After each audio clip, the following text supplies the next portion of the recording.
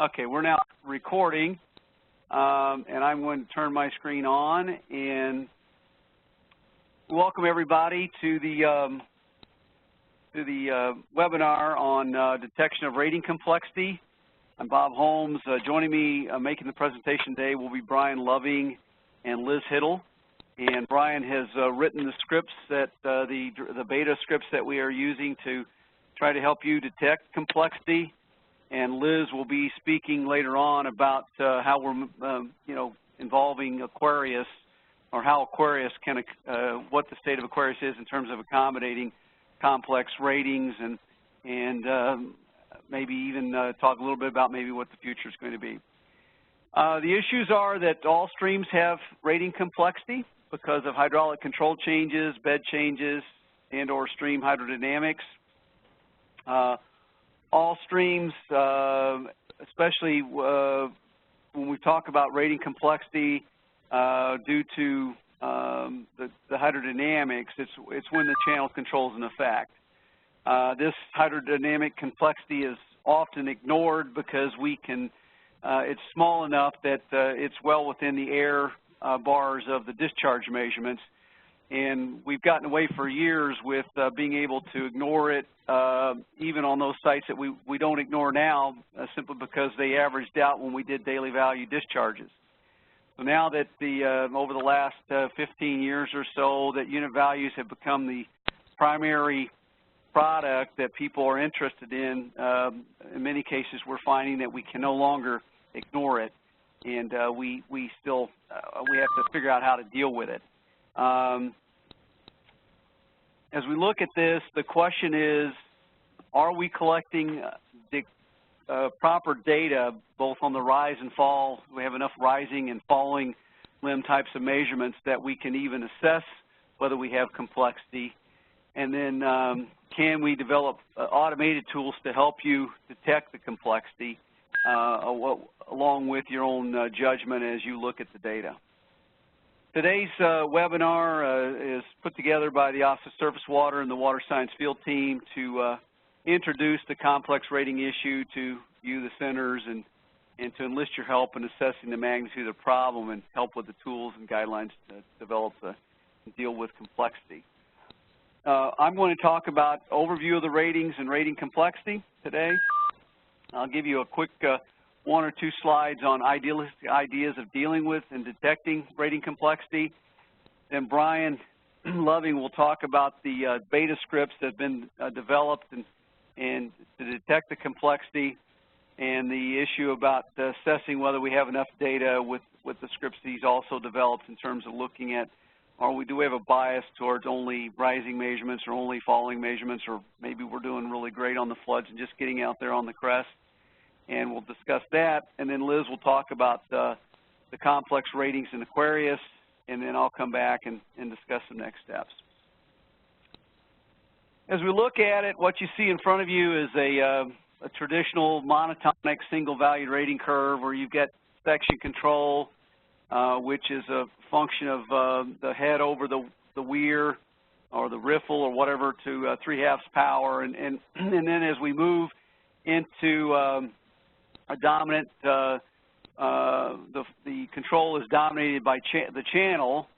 We think of that in terms of the Manning's equation, which is the Q is 1.49 over N, the cross-sectional area times hydraulic radius to 2/3, and the friction slope to the 1/2. And so we'll kind of keep that in mind as we move through this part of the kind of the theory part of it, as the dominant thought process of looking at channel control. And then as we move into the overbank, that single valued rating curve moves back over to the right. And so there you see on the right, that's a gauging station operated by the Illinois Water Science Center on a small creek there at the University of Illinois.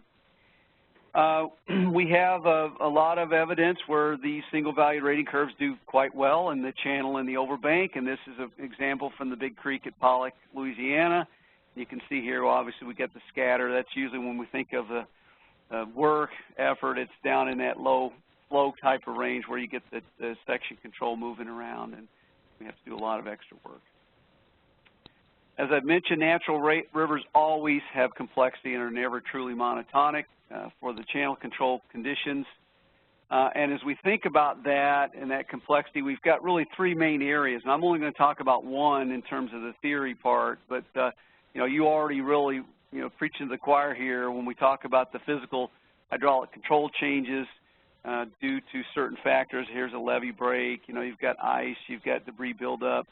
We also, for those of you that deal with sand bed systems, you are well aware that you've got complexity due to the bed dynamics, whether, you know, the sand on the bottom of the river can be, you know, flat, which we call plain bed at certain times of the flow regime. It can have dunes, which are, you know, various, they migrate downstream, or we can have in some high gradient streams that have got sand bed systems, you can have antidunes. And so you see these boils on the top of the surface that are indicative of the dunes. You've got standing waves that are indicative of the antidunes. And I'm not going to go into great detail, but, you know, we've got well-documented cases where, you know, for a particular channel, you can have all three of those kind of conditions.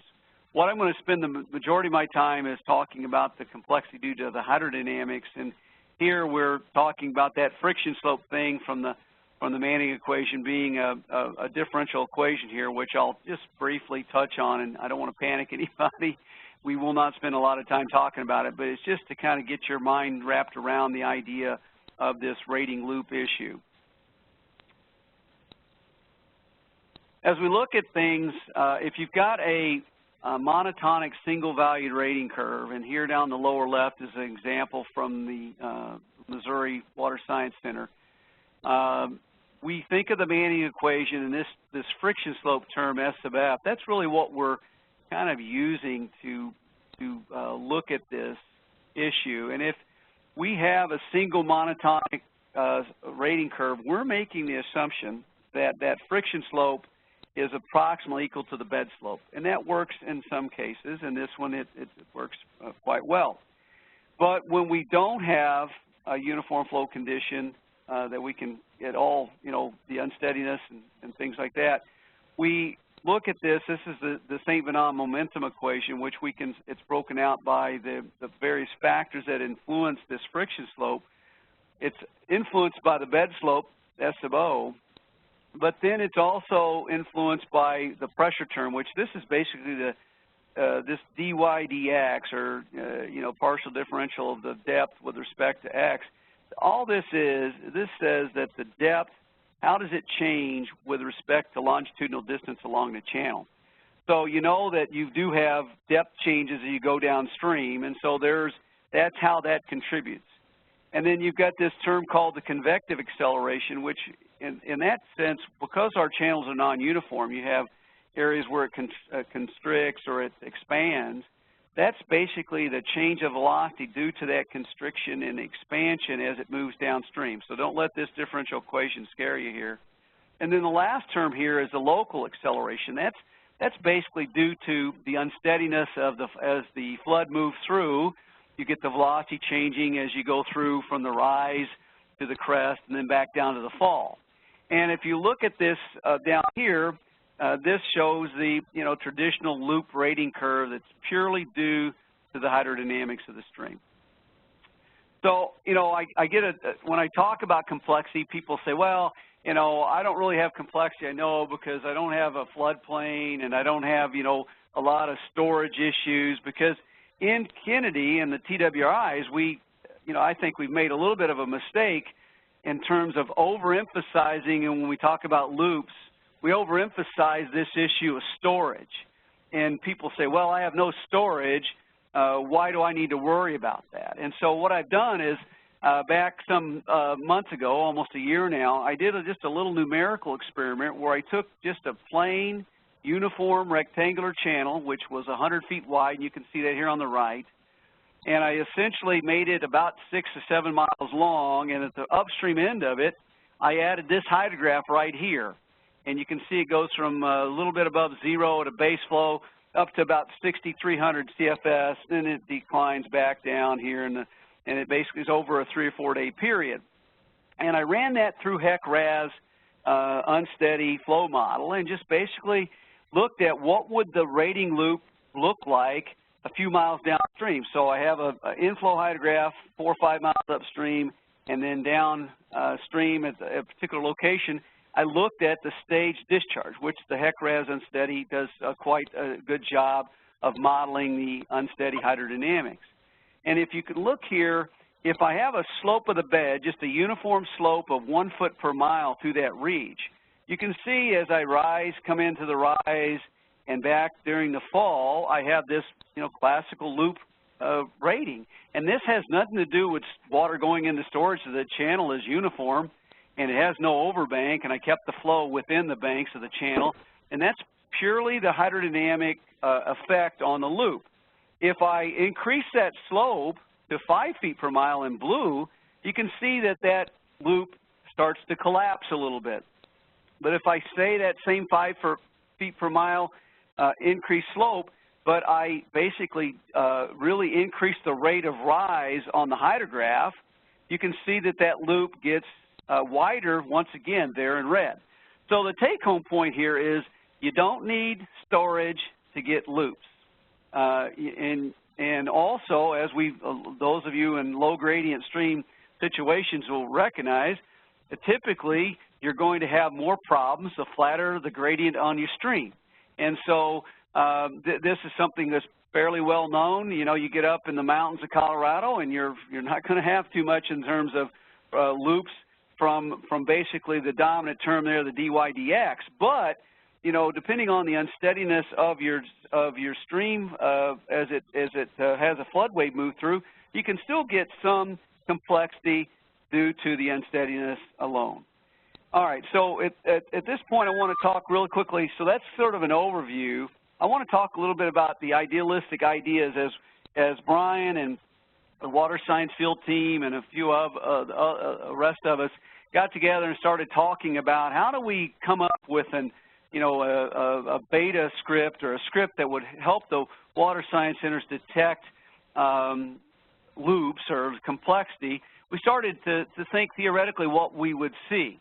And if you have a traditional loop rating curve where you've got a rise and a fall, and if I drew just a monotonic single-valued rating curve through the middle of it, which is there in black, if I were to take the change in stage and plot that versus the difference between the measurements, so the measurement would be in this case the blue dots here, the blue squares, and considering those to be the measurements, and I plotted that difference between those measurements and the rating, you would typically see most of the measurements either plotted in the upper right quadrant of the plot or the lower left quadrant of the plot. And basically, the change in stage, if it's positive, that means the stage is going up, and over here in the negative, that means it's falling out. And so if it's the percent difference is positive, that means it's plotting to the right of the rating, and if it's negative, it's plotting to the left.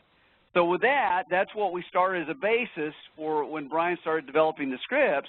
We were looking for, in terms of the plotting change in stage versus the difference between the measurement and the mean value rating curve. So at this point, I'm going to switch over to Brian. And let's see here. Brian, I'm trying to find you here. And I'm going to make you presenter. All right. I'll try to switch it over to, bear with me everybody while I get my screen shared here.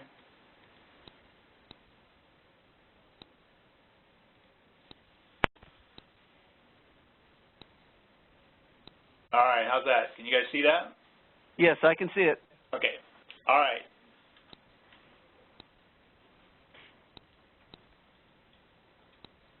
Okay, so a little bit before Bob started working on this a couple of years ago, in Kansas we have a lot of sites that are affected by loops, but we didn't know exactly which ones for sure, so I wanted to come up with a script that would go around, look at all the sites in the state, and try to detect which sites had loop ratings, which isn't easy to do, and I put it off for a while, but Bob talked me into doing it about a year ago, and so the first thing we were going to try to do before we could even make a loop rating detection script was just try to come up with a good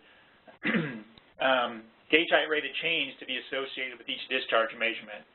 So those values are available for some, but not all discharge measurements in site visit, and the values that we have in site visit are manually entered and subject to errors.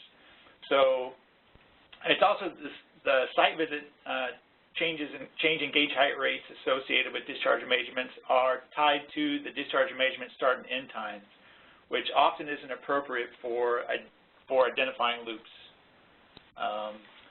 So we decided to compute the change in gauge height rate associated with discharge measurements based on the individual or unit values from the continuous record during the time of the discharge measurement, and to base that time span over which we were going to determine the gauge height rate of change on the station's drainage area rather than simply the discharge measurement start and end time. So basically for smaller basins, they're going to change more quickly, and we need to evaluate that change in stage over a shorter time span, and then for larger basins, the opposite. They're going to change much more slowly, so we want to look at a longer period of time to capture a good, accurate gauge height rate of change. So I went through and tried to empirically develop a relationship between the gauge height, the time span that we want to use in the drainage area, basically just by, I created a bunch of hydrograph plots for sites on the days when discharge measurements were made, and tried different drainage or different time spans for different drainage basin sizes, and just kind of visually evaluated those. So this is a smaller drainage basin site here in Kansas, and the drainage area is 86 miles, and this is a day we made a measurement that there was an event. And so on this one, you can see in the graph the two red dots are the IVs or UVs that we used over which we computed that change in stage, and the blue star is the actual discharge measurement. So for a drainage basin this size, it worked out best to use a time span of 15 minutes. Then moving up to a slightly larger drainage basin, this drainage basin here is 3,300 square miles. It worked out that 2 hours was the amount of time that seemed to work best for that. And so moving on, here's a bigger site, 55,000 square miles, and 240 minutes is what was used, so 4 hours. So anyhow, going through this, and so I just did this by trying different things out and kind of bounced it off the water science field team and Bob as I was going along. And this is the table that was settled on for the script. So for in the table there, you can see in the left column it shows the drainage basin sizes, and in the right column it shows the number of minutes that were used to determine that time span. So I'm going to go through here and I'll talk about a few of the other things, the other variables that we set up in the script. Each state ran the script, or each water science center ran this script on their own, and some of you still have this. If not, I could get you a copy of it. If going through this, if you disagree with the variables or the criteria that we use in the script, you can rerun it with your own set of criteria, and I can help you out with that if you're interested. So the way it determines the gauge height rate of change associated with discharge measurements, and I'll go through this kind of quickly, but it's a 5-step process. First, we have to determine that time span based on the drainage area, so you just get it off that table from the previous slide.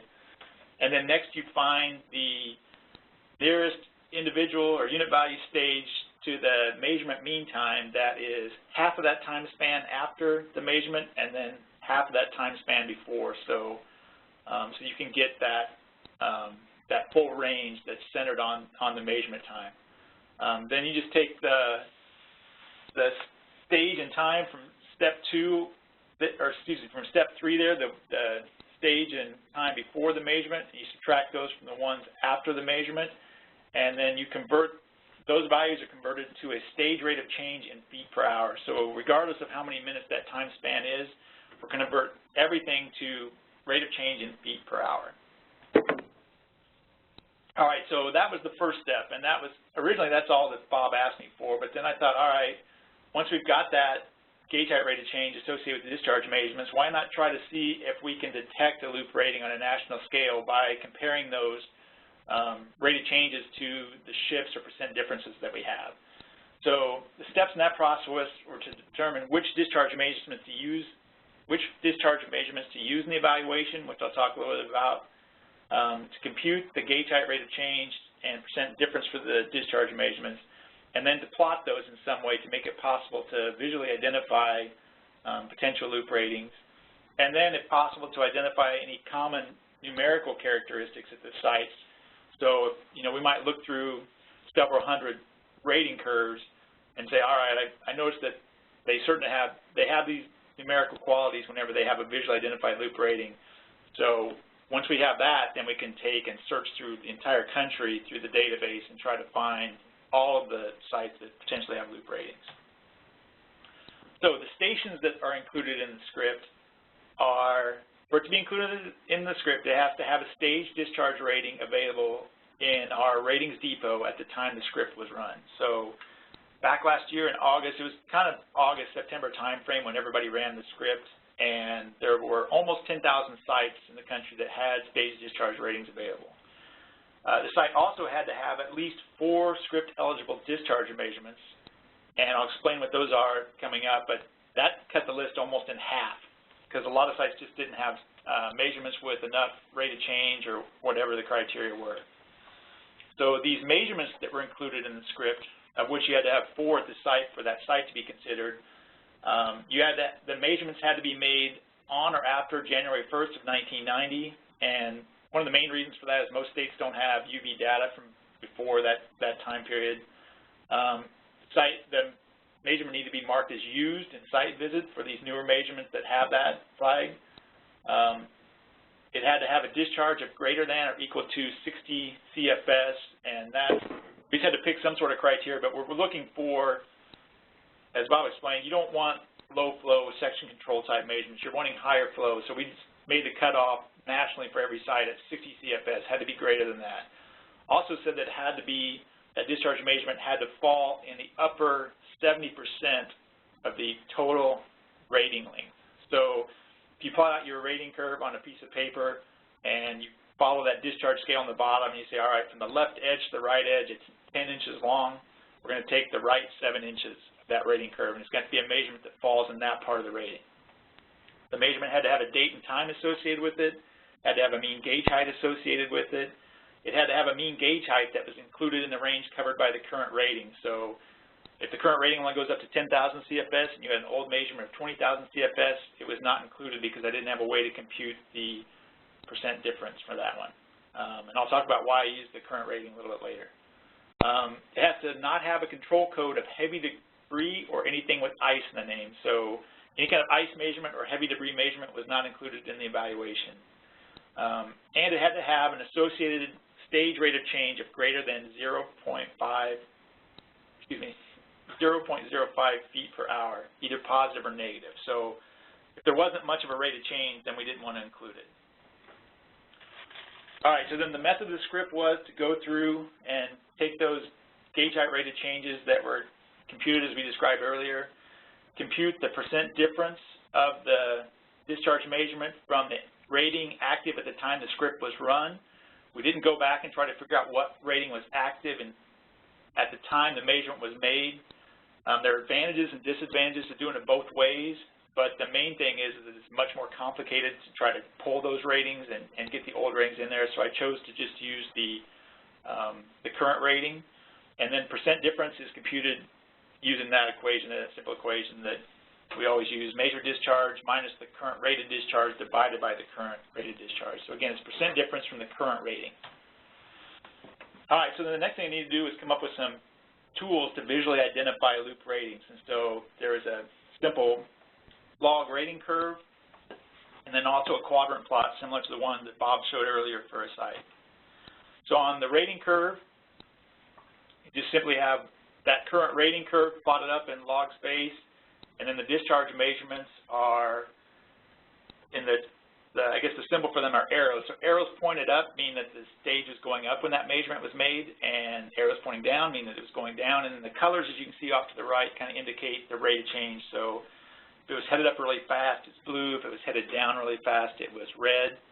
And then on the lower right, you can see the time distribution of these measurements. So these measurements at this site were made between 1990 and 2015. You can see that they're distributed pretty evenly throughout that period except for a gap around 2000. And then the other plot we had, just for that same site, is that quadrant plot. And Bob talked about that if you have a loop rating, you would expect all the measurements to plot in the upper right or the lower left quadrant. In this case, they're shifted off, which is fairly common, and the reason for that is because we're using the current rating. And if I go back to this other slide, you can see on the current rating plots to the left of almost all the discharge measurements from the last 25 years. So when that happens, all the measurements are going to be skewed away from that origin a little bit. But as long as they have that same shape and that blue regression line through those measurements has that slope that indicates a loop rating, then you probably have a loop rating there. So here's an example of a site in Hawaii that the plot indicates it does not have a loop rating. So you can see the slope is going from the upper left down to the lower right, which is just coincidental, just the way the measurements, for the most part, the measurements are scattered about fairly evenly in all the quadrants. All right, so after looking at all of those plots from several states, I noticed that if I visually identified a site as probably having a loop rating, in general, the slope of that blue line was between 60, and the R-squared, which this isn't great because none of these sites have a really tight packing of measurements, but the R-squared had to be at least 0.1. After that, it was just complete scatter mess, so you couldn't tell what was going on. So using those very rough criteria, and this was just more as a exercise to see if we could do it. This is a very crude method, and we recognize that. So using that criteria and going through all of the runs that each of you guys did in your states of the loop scan script, we were able to identify about 10% of the sites had measurements that met that criteria. And then you can see a map of those plotted here. And so I have a website that many of you have seen that shows these measurements, and if you click on the dots per station, it gives you some of the statistics for that site from the script. So because this is really rough and crude, and we know that, we wanted to do just an even more crude guess at what the quality of that identification of a possible loop was. So did kind of an uncertainty analysis, a very simple one on this, and basically the quality is limited by the amount of measurements we have for the most part. And there's also a lot of factors that involve the quality that aren't considered by the script because we just don't know what they are, or don't have some way to look at them. So anyhow, given the limitations of the script, we came up with a certainty index that rates the certainty of the detected loops from 1 to 100, and it shows what the equation is for there. It's just basically based on the R-squared of that regression line and the number of measurements that were used to make that determination. So use an example here from that site in Hawaii. So this is a site in Hawaii where a loop was detected, and you just, from the stats that are there in that little pop-up window, the R-squared was 0.12, and there were 12 measurements available for the script to evaluate, 12 measurements that met the criteria that it needed. So when you go through your equation, that gives us a certainty of 19 out of 100 at that site. All right, so, and there you can see an example. So that's the site that had a certainty of 19. You can kind of get a sense of what that 19 looks like. I mean, the measurements are mostly, they don't have a lot of change. There are only a few most of the rate of change is pretty close to zero. It gets up around minus 0.2 or around 0.2 on some of those. So it's not a lot of certainty, but there's a possible loop at that site. All right, so this is the URL for the script. If you don't want to write this down right now, that's fine. If you email me afterwards, I can send it to you. But all the output from the script was put up on this web page, and the web page includes a map, that map that I showed you in the previous slides. It shows a link to a detailed document that explains how the script works and what criteria went into it. And then there's also a link to a Google Drive that has all of the plots for every state, in case you don't still have them or you don't want to run it again or whatever. All right, so that's everything about the script. I'm going to briefly talk about one of the things that we found out is that we don't have enough data at a lot of sites, or enough good data to do this evaluation. So I'm going to talk about that just a little bit so that you know where we may need to collect more data to really get a handle on where we have loops. All right, so only 55% of the 10,000 sites that half-stage discharge ratings had at least 4 measurements that met the script's criteria to be used and to be evaluated. And the biggest issue keeping sites from making it into the script were that they didn't have enough measurements with with at least 500ths of a foot per hour change in stage.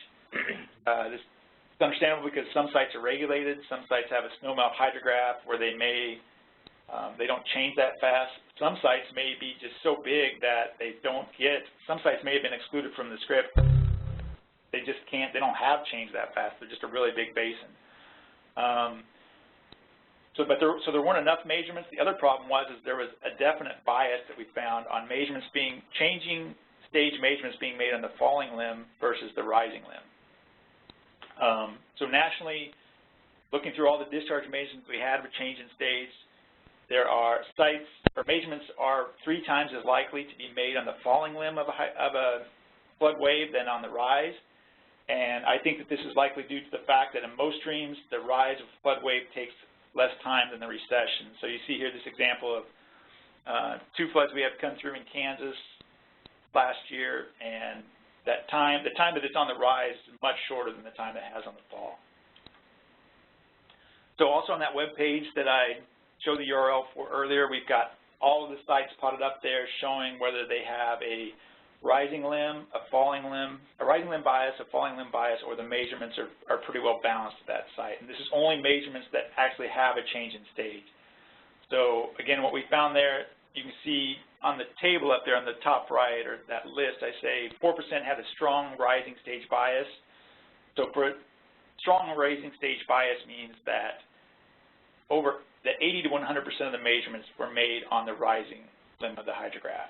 And down at the bottom where it says strong falling stage bias, that means that 80 to 100% of them were made on the falling end. And so then in between balance, it's just broken up in 20% bands there. So you can go click on individual sites and see, what the bias is if there is one for that site.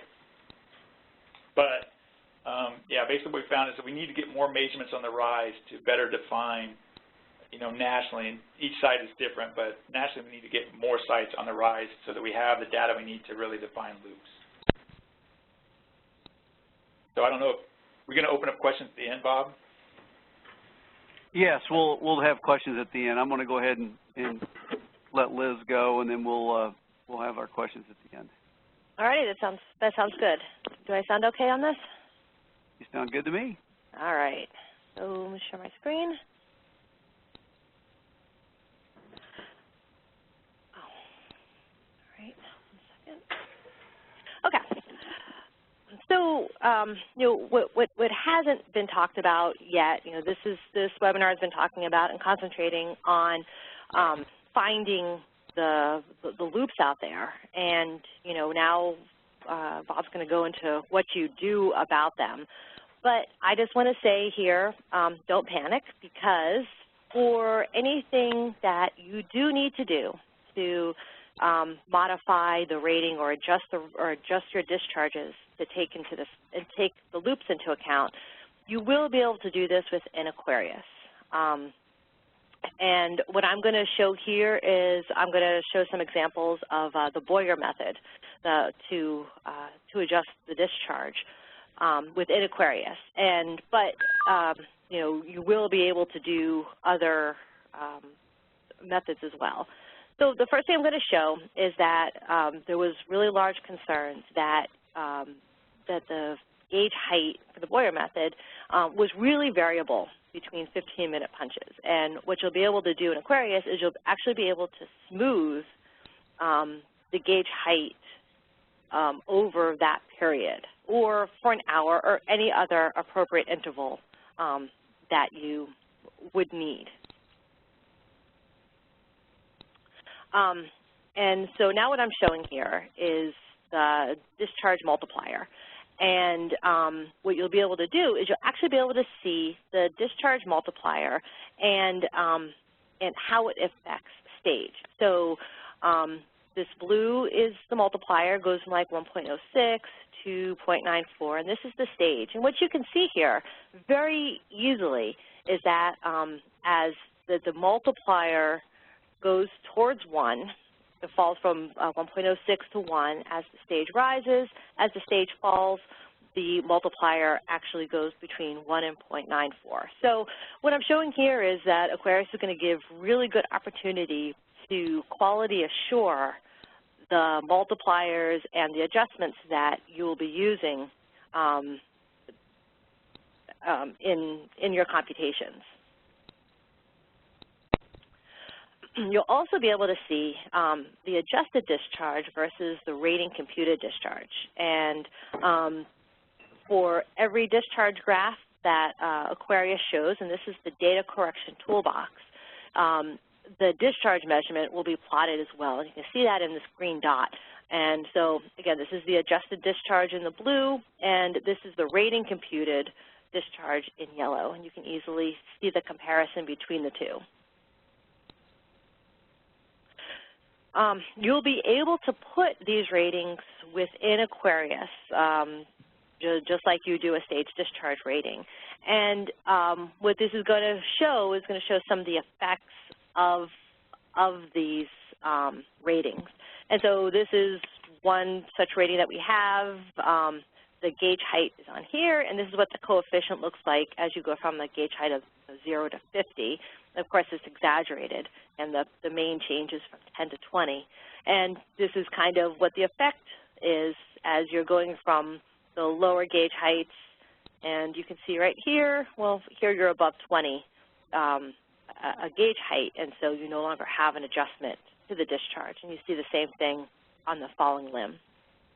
And this is just another example of a discharge, of an adjustment rating using from the Boyer method.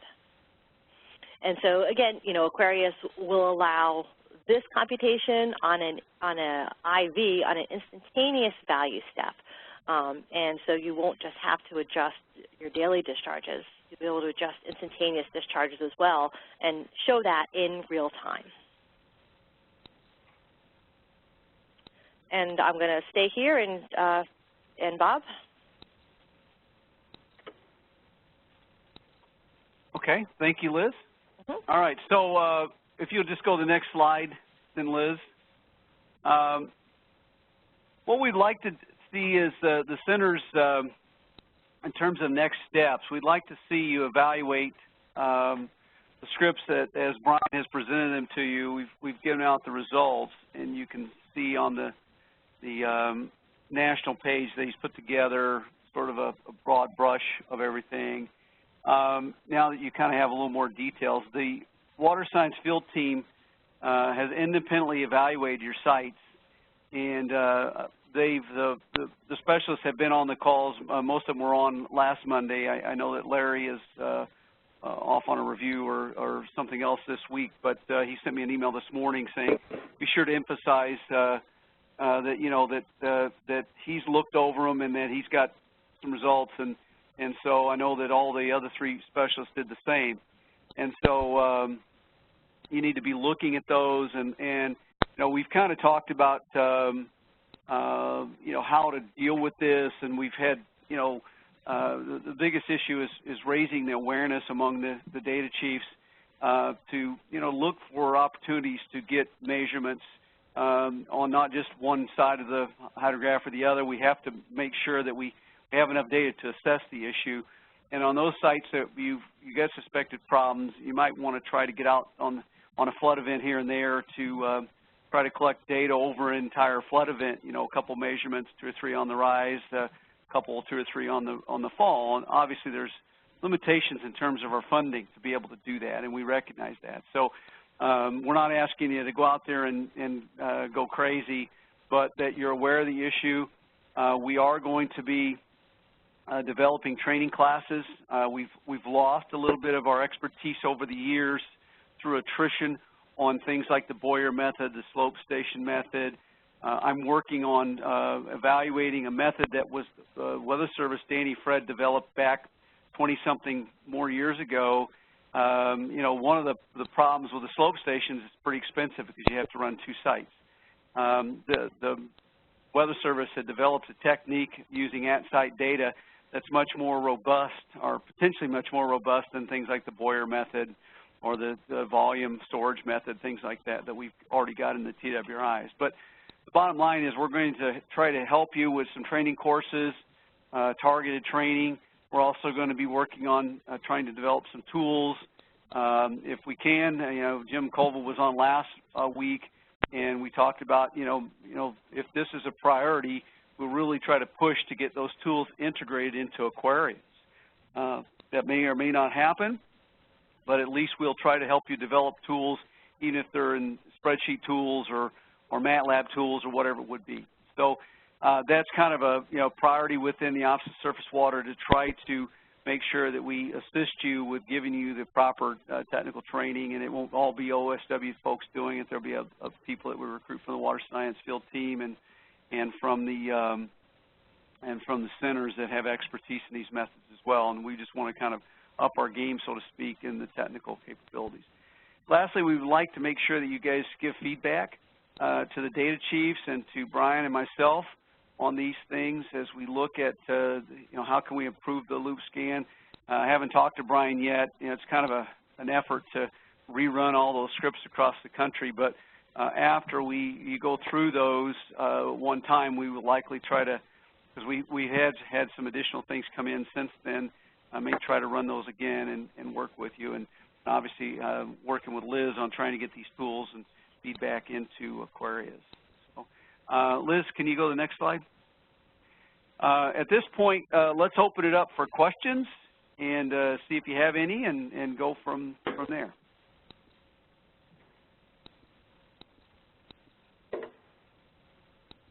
I'm also monitoring the chat window if you want to send me a chat and ask a question or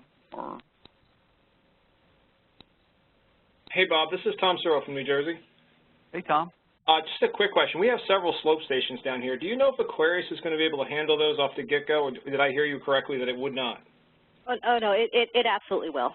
Okay. It will not look like the slope station does currently. It's going to be a lot more step-oriented, so you'll see a lot of your intermediate products in the slope stations, but it will absolutely handle it right out the get-go, and actually should transfer completely into AQUARIUS on day one. Okay, thanks, Liz. Thanks, Tom, for the question. Others?